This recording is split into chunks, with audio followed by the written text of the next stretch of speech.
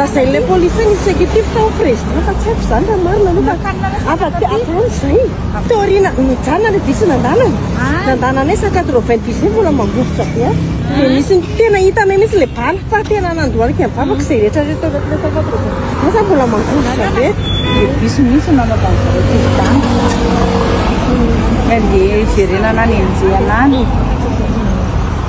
zay no hitako teo aloha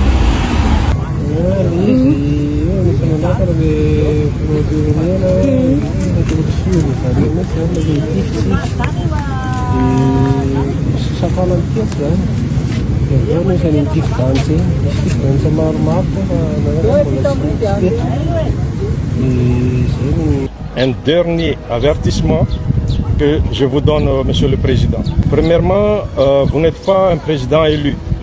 Vous êtes un président provisoire.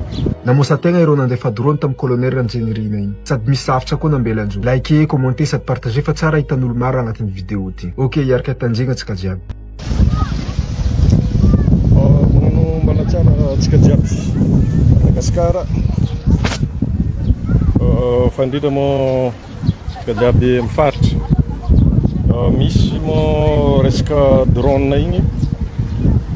Zahay zany misy mako mandeha koragnagny Monsieur le Président ny fanavozana colonel Mikael nangataka hoe alefaso aminay ny momba ny drone. Io tsy mila alefa aminao Monsieur le Président fa drone ny sampatsikilo io. Misy fangatahana nataonay. Efa nomenay un mois nareo amin'ny fangatahanay. Raha vao tsy mivaly io fangatahanay anatin'ny un mois mbola alefanay drone any Avoloa, Ambotsorotra sy ny tranonao ao Ivandra. Dia anjaranareo mamaly an'izay. Aza mangataka fotsiny hoe Fleury any Frantsa mangataka hoe andefaso NP izy ny drone sampatsikilo. Ary omeko dernier avertissement mon colonel. C'est un dernier avertissement que je vous donne, Monsieur le Président.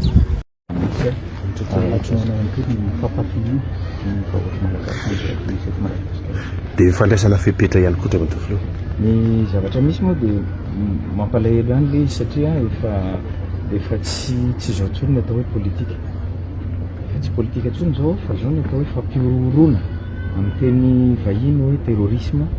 Efa zay ny zavatra misy hoentina ampisehoana amin'ny communauté internationale angambany sa hoentina ampisehoana amin'izy hoe tena tsy milamina Madagasikara. Dia ny zavatra teneniko mivoaka malagasy fotsiny dia ny fiantsona ny firaisan-kinatsika, ny fiomboana-po, ny fifampitokisana dia mba ny iarahantsika mampandre miara-miasa amin'ireo force de l'ordre reo police sy gendarme sy tafatsika reo mba hafantarana, mba hatratrarana, hisamborana, haingana amin'ny fomba malaky izay olony ratsy manao asan-devoly eto amin'ity firenena malagasy ity. Zay no anaovanay antsoavo androany mikasika an'io zava-misy io fa tsy misy maizina handresy ny mazava izany. Eto dia manao antsoavo amin'ireo mpitandro ny filaminana koa izay efa nanao ny aintseho zavatra nanomboka omaly iady amin'io tsy fandriam-pahalemana vaovao izay noforoan'ny sasany eto amin'ny firenena ty dia makahery anjareo amin'ny zavatra atao efa maromaro ny centre opérationnel izay atsanganjareo androany dia mbola mangataka amin'ireo mpitandro filaminana reo manome baiko moa zany mba hamoronana koa toy ny any Frantsa. Misy fianatra mako any Frantsa misy an'ilay ataontsika hoe système d'alerte zay izy alerte enlèvement zay ny anarany any Frantsa.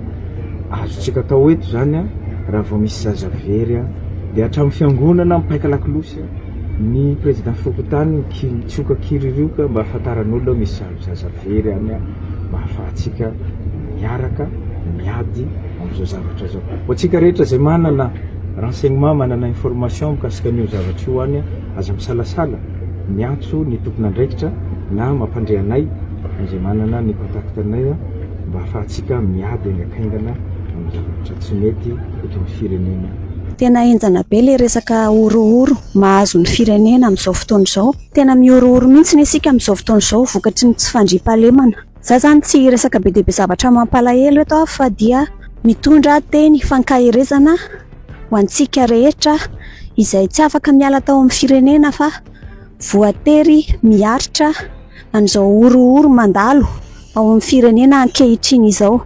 Tsy voafehin'ilay fanjakana ilay fandriam-pahalemana.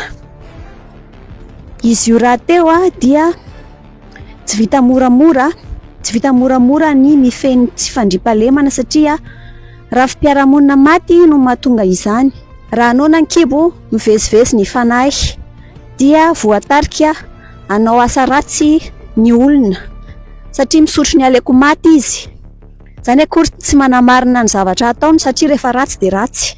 Jereo anie ny budget amin'ny fambolena sy fiompiana na enany zareo ny budget amin'ny fambolena sy fiompiana nefa le malagasy efa mitrongo voahomana.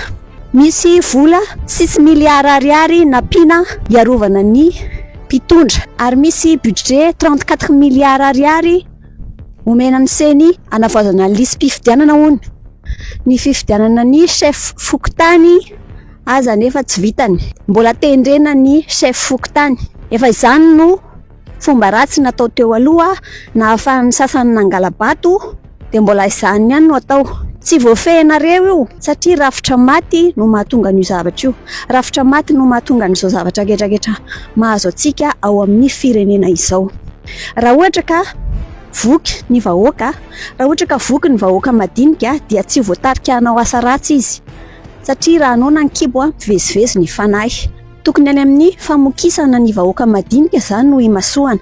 Tsy resaka tolotolotra io tsy resaka tolotolotra io. Amin'ny fomba ahoana no amelomana vahoaka anomezana anazy sakafo isan'andro maraina tandro hariva? Tsy possible zany. Ny olona tsirairay dia manana dignité ny olona tsirairay tokony mahazo fahafahana ahafahany mamelona ny vady aman-janany. Mivoaka indray zao fanambarana etseroa momba ny hoe torony foko hoe miomby pahoriny miomby nalahelo nefa ny vola 4000 miliarda ariary very nandritra ny fitondrany eritreretiny hoe ho adin'ny vahoaka vetivety.